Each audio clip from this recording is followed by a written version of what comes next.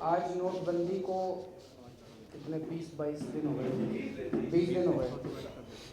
और इन 20 दिनों के बाद अगर आज हम आकलन करें नोटबंदी का, तो नोटबंदी पूरी तरह से फेल हो चुकी है और इस देश के ऊपर एक बहुत बड़ी समस्या के रूप में उभर के आ रही है।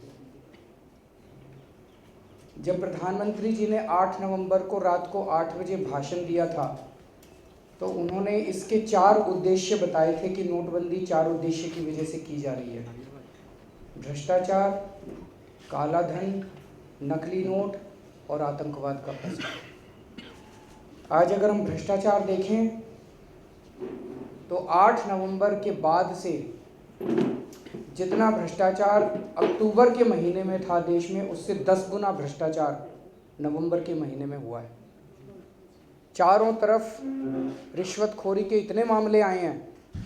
गुजरात में, मध्य प्रदेश से, आसाम से 2-2 हज़ार रुपये के नोट के ज़रिए अब रिश्वतखोरी जम के चल रही है। प्रधानमंत्री जी ने रिश्वतखोरों की बहुत सहूलियत कर दी है। पहले जेब में अगर 100 नोट लेके जाने पड़ते थे तो 85 नोट लेके जाने पड़ते हैं। और भ्रष्टाचार में कम से कम 10 गुना बढ़ोतरी हुई है। कह रहे थे काला धन बाहर निकालेंगे, काला धन कम होएगा।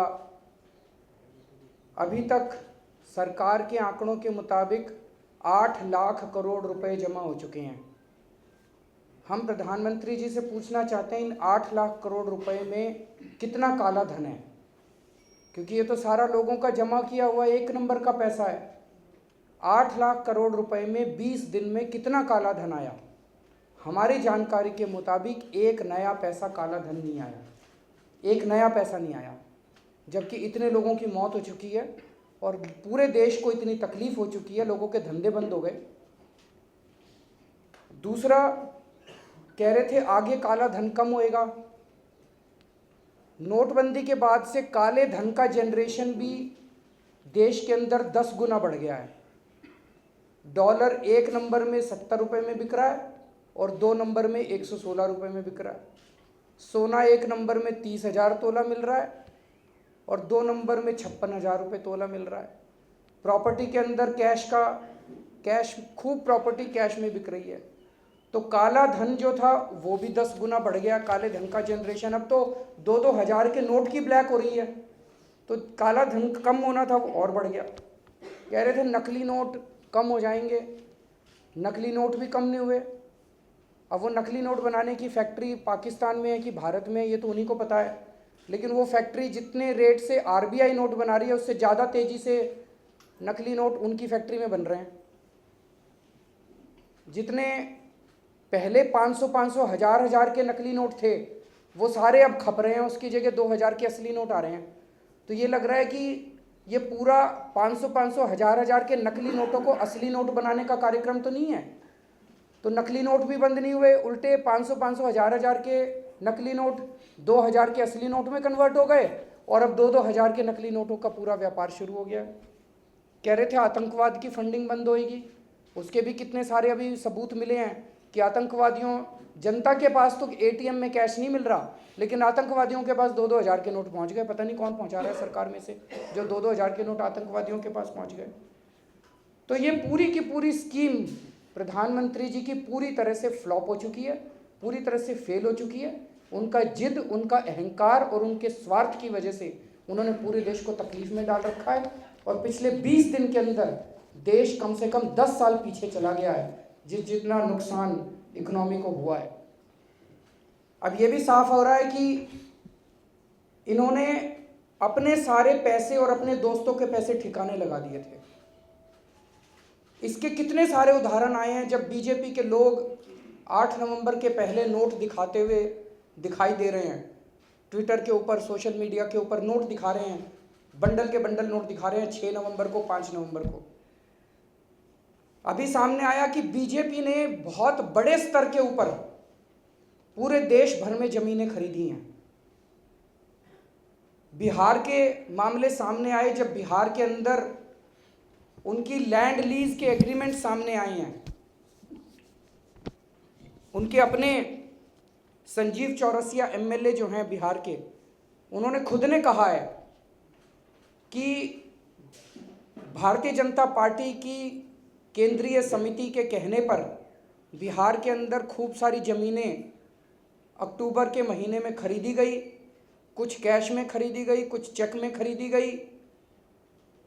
और इस खबर में यह भी लिखा है कि some of them were even bought on behalf of BJP president Amit Shah.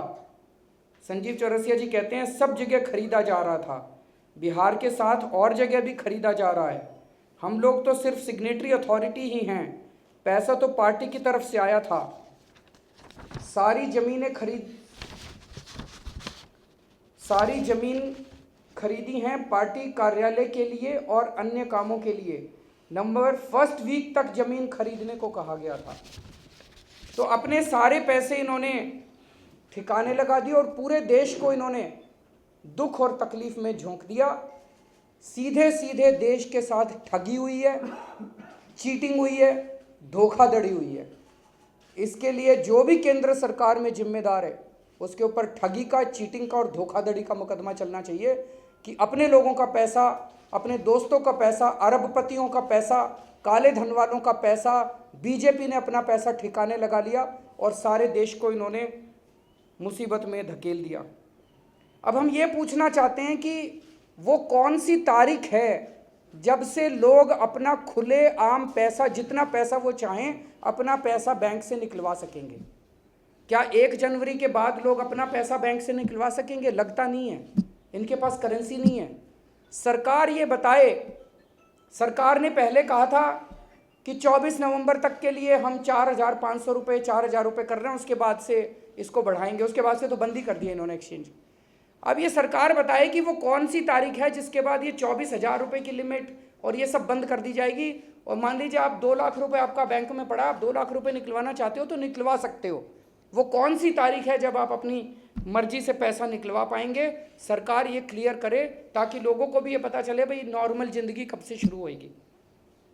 बड़े दुख के साथ कहना पड़ रहा है, सरकार ने एफडी के रेट ऑफ इंटरेस्ट बहुत ड्रास्टिक कट उन्होंने एफडी के रेट ऑफ इंटरेस्ट पे किया है।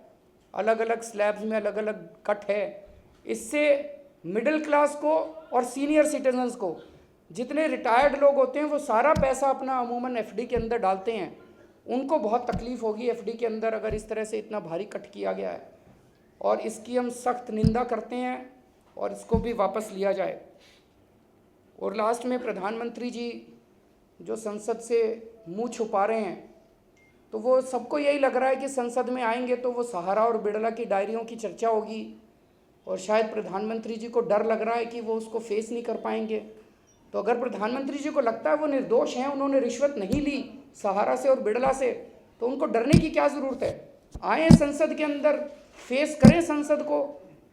लोगों ने चुन के उनको संसद में जाके बैठने के लिए तो कहा था, लेकिन वो संसद से जो भाग रहे हैं उससे लोगों के मन में ये शंका पुख्ता होती जा रही है कि कहीं जो सहारा और बिड़ला की डायरियों में उनको रिश्वत देने की बात लिखी गई है, कहीं वो सच तो नहीं है।